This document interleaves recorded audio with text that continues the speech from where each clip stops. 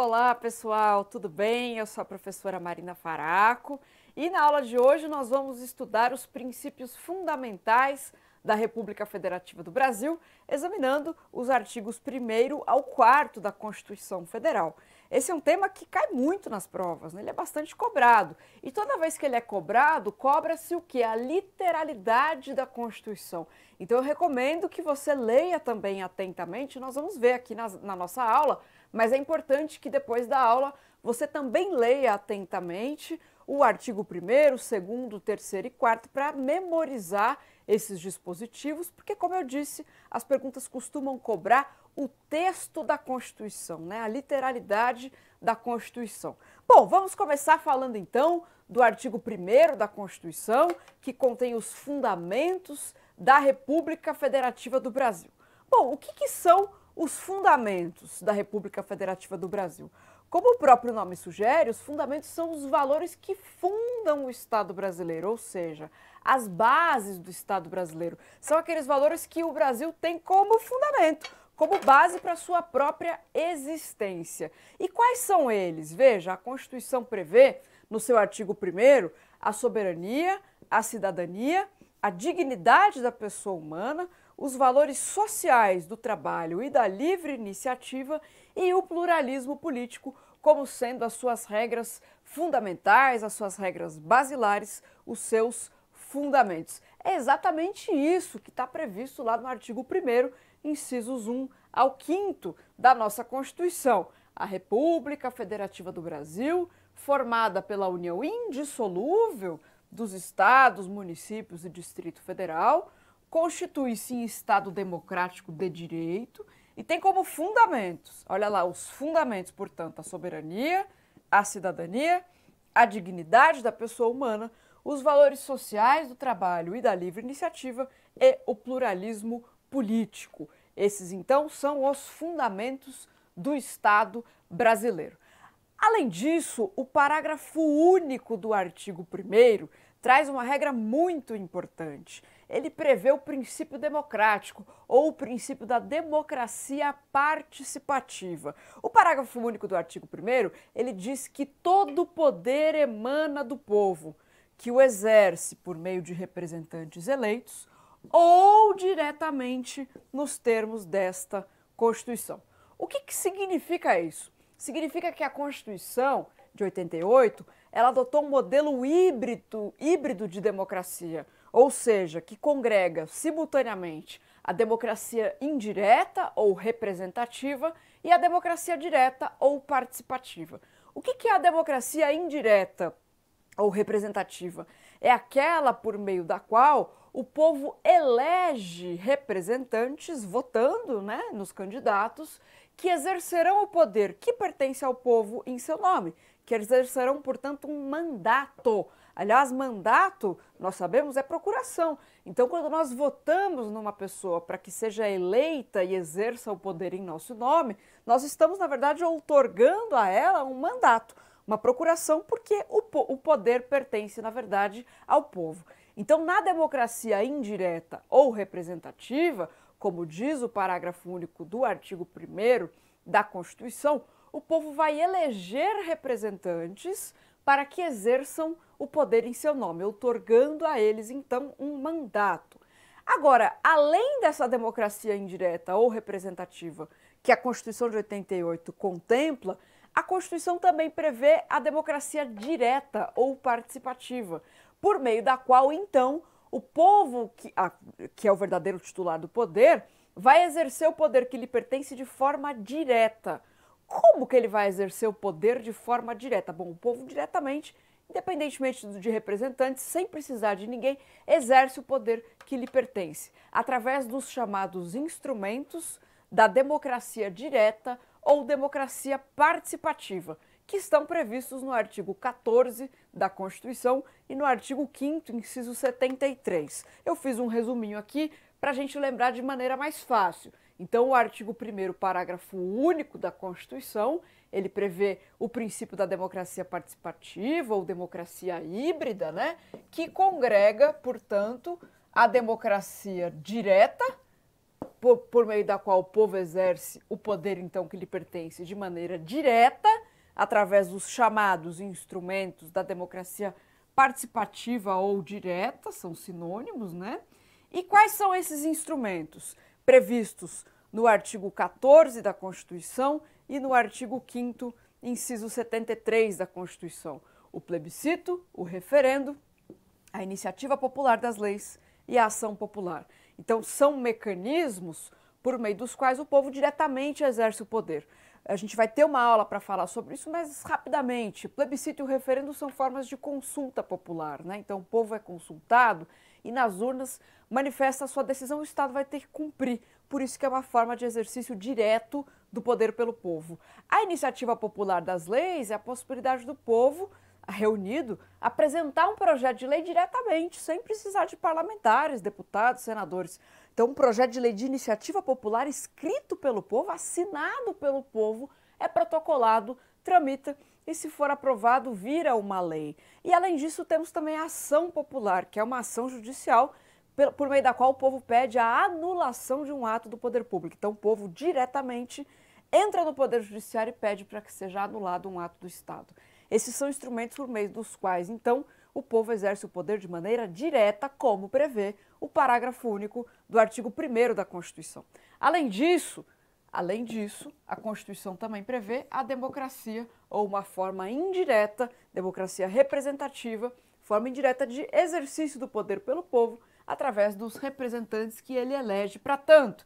Lembrando, né, que o voto direto, secreto, universal e periódico é uma das cláusulas pétreas, está prevista lá no artigo 60, parágrafo 4º da Constituição, e, portanto, não pode ser abolido, não pode ser retirado do texto constitucional por meio de uma emenda constitucional.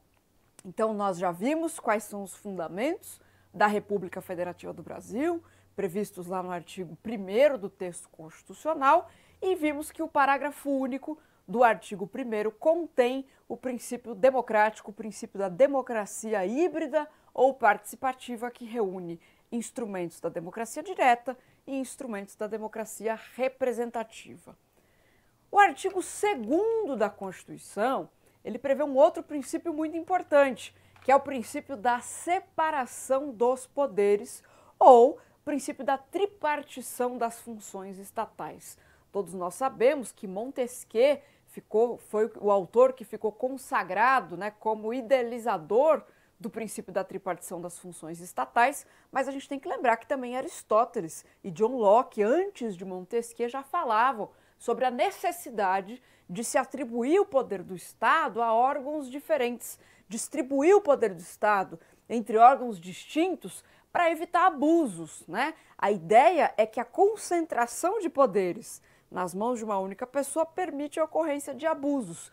Daí porque se formulou a teoria da separação dos poderes, ou seja, vamos atribuir o poder do Estado a órgãos distintos e independentes para que não haja concentração de poder. E assim, um pode controlar o outro por meio dos sistemas ou mecanismos de check and balances, né? Muito falado na doutrina, os mecanismos de freios e contrapesos. Como é que a Constituição fala ou trata do princípio da separação dos poderes? Ela diz: são poderes harmônicos e independentes entre si, o legislativo, o executivo e o judiciário. Então, a Constituição previu a tripartição das funções estatais, distribuindo o poder do Estado entre 3 órgãos distintos: o executivo, o legislativo e o judiciário.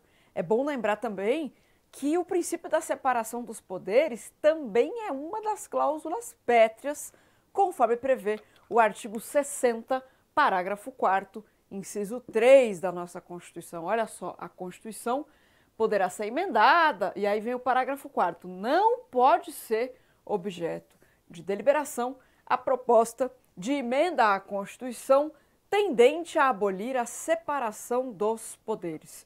Então, a separação dos poderes também é uma das cláusulas pétreas, né? Não pode ser retirada do texto constitucional por meio de emenda à Constituição. Avançando, vamos então falar do artigo 3º da Constituição, que prevê os objetivos da República Federativa do Brasil. Então veja, não confunda. No artigo 1º, nós temos os fundamentos, aquilo que embasa o Estado brasileiro, aquilo que ele tem como alicerce, como base, valores que estão na base do Estado brasileiro. Já esses são os fundamentos que nós já estudamos no artigo 1º, soberania, cidadania, valores sociais do trabalho, pluralismo político. Agora, no artigo 3º, a Constituição prevê os objetivos, que são então as metas que o Estado brasileiro se propõe a alcançar. Essa é a diferença então entre os fundamentos e os objetivos. Fundamentos do artigo 1º, as bases, os alicerces, as regras fundamentais. E os objetivos do artigo 3º, as metas, aquilo que o Estado brasileiro se propõe a atingir, aquilo que ele vai buscar alcançar por meio do exercício da função estatal, das funções estatais. Então veja, o que diz lá o artigo 3º da Constituição, quais são então os objetivos, as metas do Estado brasileiro. Diz a Constituição, constituem objetivos fundamentais da República Federativa do Brasil. Construir uma sociedade livre, justa e solidária. Garantir o desenvolvimento nacional. Erradicar a pobreza e a marginalização e reduzir as desigualdades sociais e regionais. Promover o bem de todos, sem preconceitos de origem, raça, sexo, cor, idade e quaisquer outras formas de discriminação. E aqui nós encerramos, inciso 4º do artigo 3º da Constituição. Esses são, então, os objetivos da República Federativa do Brasil. Então, veja, são as metas que o Estado brasileiro quer atingir, né? Não confunda, é muito comum nas provas haver a seguinte pegadinha, né? Reduzir a pobreza. Não é reduzir a miséria, não é reduzir a discriminação, é reduzir a pobreza. O que mais que a Constituição prevê? Construir uma sociedade livre, justa e solidária, né? Além disso, reduzir desigualdade social e regional, promover o bem de todos, sem preconceitos de origem, raça, sexo, cor e idade. Esses são, então, os objetivos. E aí, avançando, no artigo 4º, nós vamos encontrar os princípios que orientam, que regem as relações internacionais do Brasil.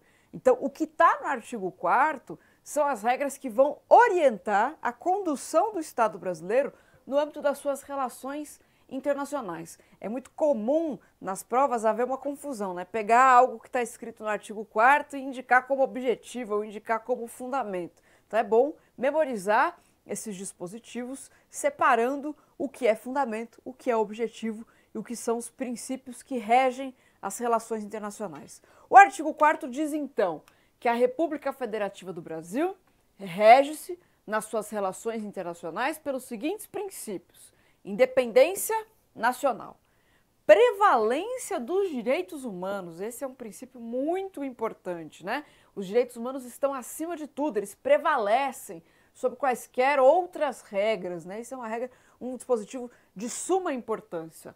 Autodeterminação dos povos, que é um princípio básico do direito internacional, a não intervenção em assuntos estatais alheios, né? O Brasil se propõe a vir em assuntos de outros estados, a igualdade entre os estados, partindo do pressuposto, então, que todos os estados são entes soberanos e, portanto, iguais entre si, a defesa da paz, e aí continua o artigo 4º, a solução pacífica dos conflitos, né? O Brasil propugna por buscar soluções pacíficas para os conflitos de natureza internacional. Repúdio ao terrorismo e racismo, olha só, isso aqui é o objetivo das relações internacionais. O Brasil repudia o terrorismo e o racismo. Não confunda com o objetivo que está lá no artigo 3º, que é o de promover o bem de todos, sem discriminação de origem, raça, sexo e cor. Isso é o objetivo. O princípio das relações internacionais é o repúdio ao terrorismo e ao racismo. Além disso, cooperação entre os povos para o progresso da humanidade e a concessão de asilo político. Esses, então, são os princípios que orientam as relações internacionais do Brasil. Se der dúvida na hora da prova, é só pensar, bom, isso está ligado a uma relação internacional ou está ligado a uma meta que o Estado brasileiro vai tentar buscar dentro do seu território. Isso facilita, e aí, ainda que você não se lembre exatamente se o que está ali naquela alternativa é objetivo ou é princípio das relações internacionais, a partir desse critério você consegue distinguir. Então, nos objetivos é uma meta que o Estado busca atingir dentro do seu território. E nas relações internacionais são princípios que vão orientar as relações internacionais. Terrorismo é um crime que tem a implicação internacional, racismo também. Então vão orientar as relações internacionais do Brasil. E o parágrafo único do artigo 4º prevê que a República Federativa do Brasil vai buscar a integração econômica, política, social e cultural dos povos da América Latina, buscando ou visando a formação de uma comunidade latino-americana de nações. O que o parágrafo único do artigo 4º, então, está trazendo é a possibilidade de criação do Mercosul, que existe, foi criado, e a própria Constituição prevê, dentre os princípios que o Brasil se propõe a cumprir no âmbito das suas relações internacionais, a ideia de haver uma comunidade entre os povos da América Latina para buscar o seu progresso e a sua cooperação. Esses são, portanto, os artigos 1º ao 4º da Constituição. Mais uma vez, recomendo que você leia de novo, a gente leu juntos aqui, né? Mas é bom que você leia atentamente esses dispositivos, porque, como eu disse, quando cai na prova, cai a letrinha da Constituição. Ficamos por aqui e bons estudos para vocês. Até mais!